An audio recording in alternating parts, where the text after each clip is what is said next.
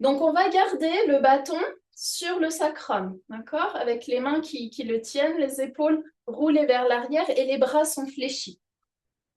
OK, pour la posture du triangle, on va séparer les pieds.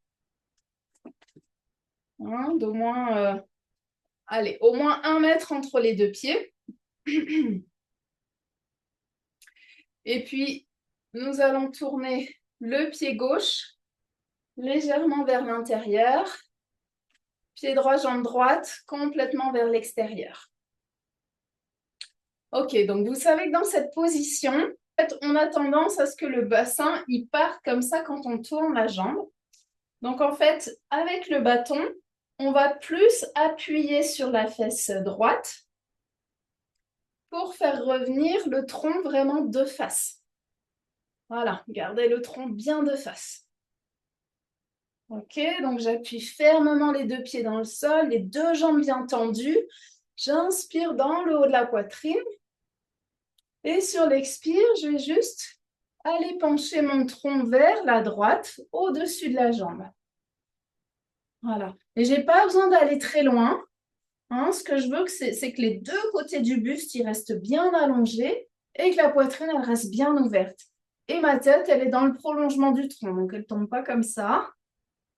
Voilà, la tête, la nuque, la colonne vertébrale, tout ça, c'est allongé. Et j'inspire dans le haut de la poitrine. Et je reviens. Et je change les pieds de côté. Donc, pied droit vers la gauche, pied gauche vers la gauche. Voilà, et même chose.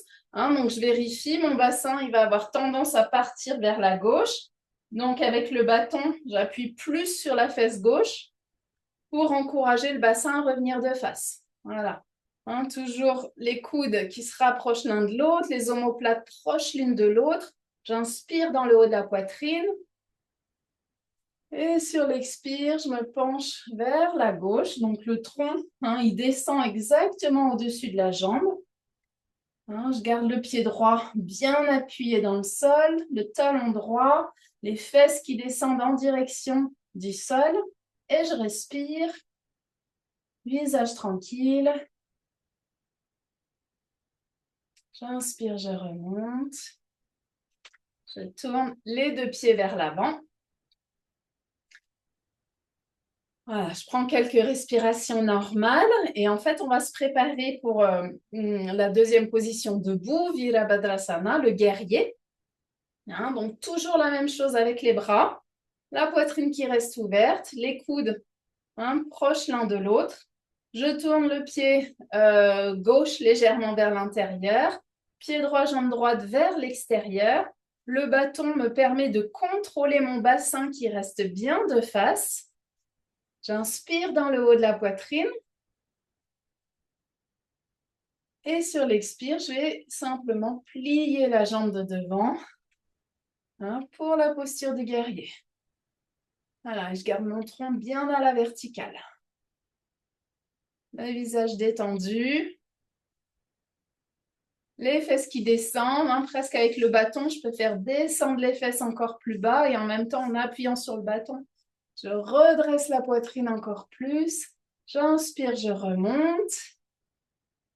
Je tourne le pied vers... voilà, je change de direction des pieds. Donc, pied droit légèrement vers l'intérieur. Pied gauche, jambe gauche complètement vers l'extérieur. Avec le bâton, je contrôle le bassin. J'inspire dans la poitrine. Et j'expire, je plie la jambe de devant.